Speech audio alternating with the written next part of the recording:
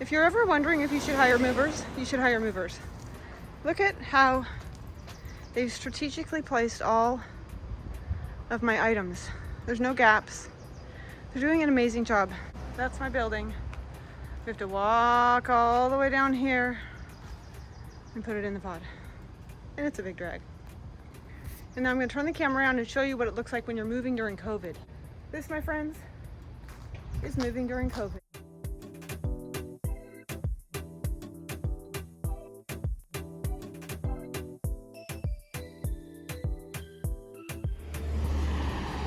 Okay, it's been a nightmare. Here's the pod. It was delivered on Friday, scheduled to be picked up on Saturday. Unfortunately, that red car there created the pod from not being able to be picked up. That Honda CR-V was parked where that white Audi is.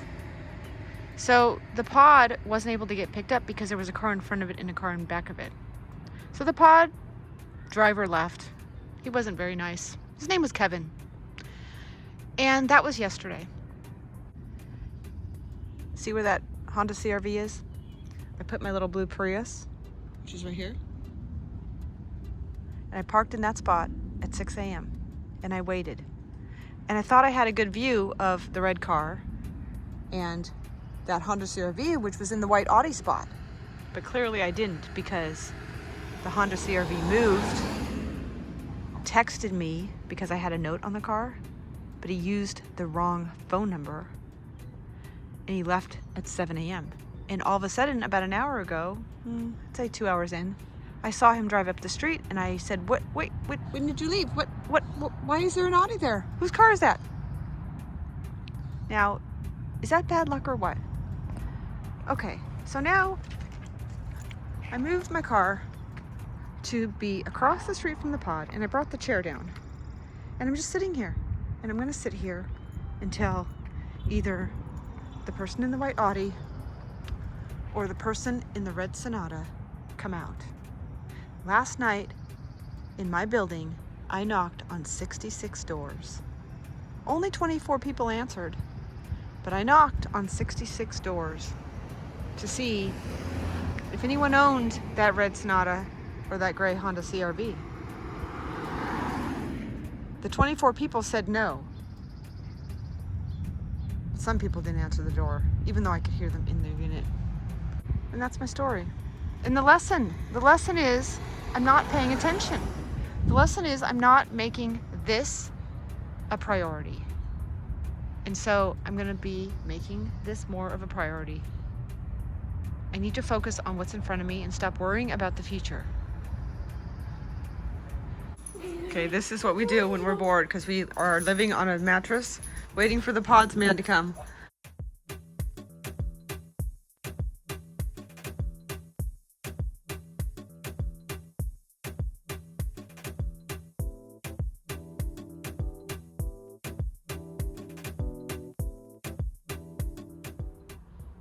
We're at the end of our journey.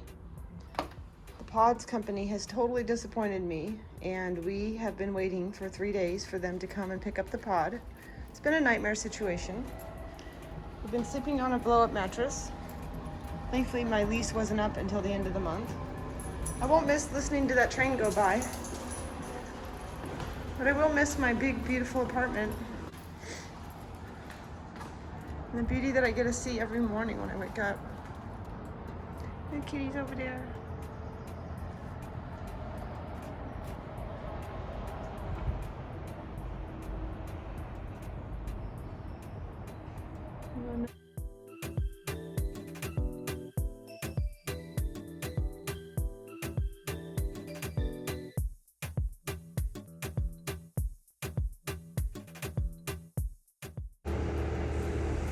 Okay, now that all the emotions have left, I can just say, yay! The pod is finally leaving the street parking. Thank goodness. I was so worried about being fined for having this pod on the street for more than 3 days. It's been here since Friday. And today is Tuesday afternoon already. So it's going to Hayward, and Troy and I are taking the Prius up to Lodi. I'm gonna just wait for it to drive off. I'm so grateful that they finally came, and I'm just gonna say bye-bye. Can't wait for my stuff to come back when I finally find my forever home.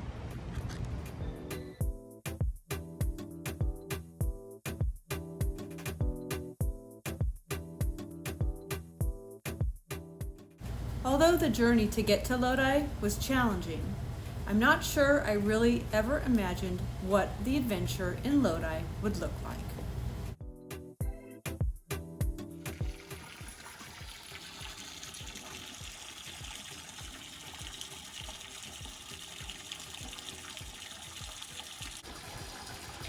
My favorite spot in the evening is to come and sit under the gazebo here.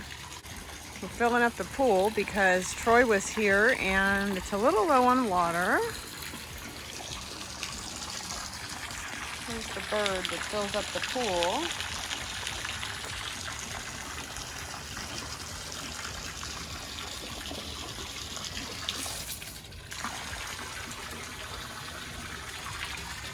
And he's also got a koi pond with one koi left.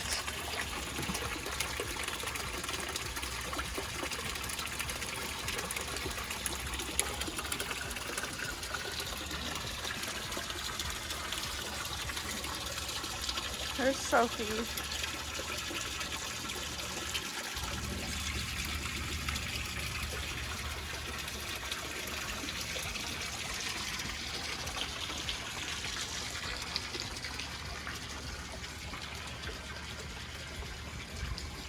What are you doing?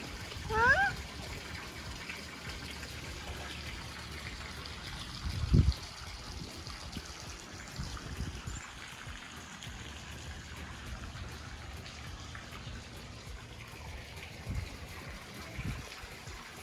There's another amazing spot to sit, although I haven't been sitting there.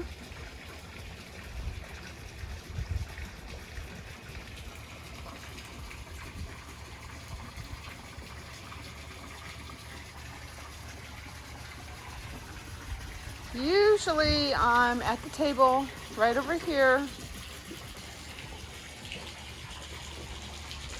under the umbrella with my Croy and my laptop. That's my spot right there.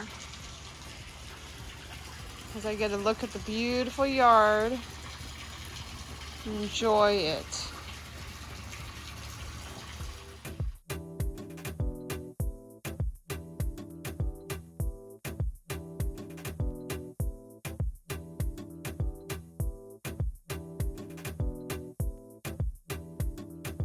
I'm on my way to meet with my real estate agent so that I can look at another home. It's quite the adventure, and wow, it's not anything I ever anticipated, but it's a slow and steady ride. So the first home I looked at and put an offer on, I got outbid. It was on Louis Avenue. The second home I've got currently a offer on, and I am waiting for the agent to accept all the offers. He's trying to create a bidding war, and I'll find out Thursday if I get that home. But if I don't, in anticipation of not wanting to wait around because I don't like bidding wars, I'm going to look at a third home with my agent right now. But I am just trying to think of this whole journey as the adventures I took with my dad sailing when I was a little girl. We would have a destination in mind, and we'd get on the boat and we would go here and there and everywhere, and we'd go slow and then we'd go fast, and it would take a long time, but at the end of our destination we would sit back, anchor out, relax, and feel proud of the journey that we took. And so that is my motto. Feel proud of the journey I'm taking. So stay tuned. And then suddenly it happened. I found my forever dream home.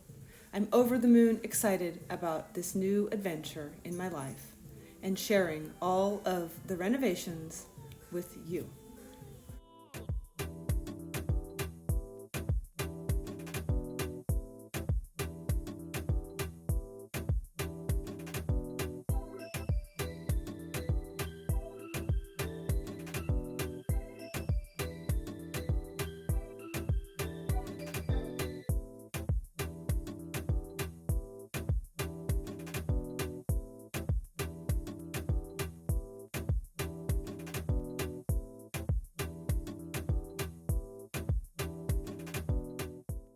Thanks so much for joining me.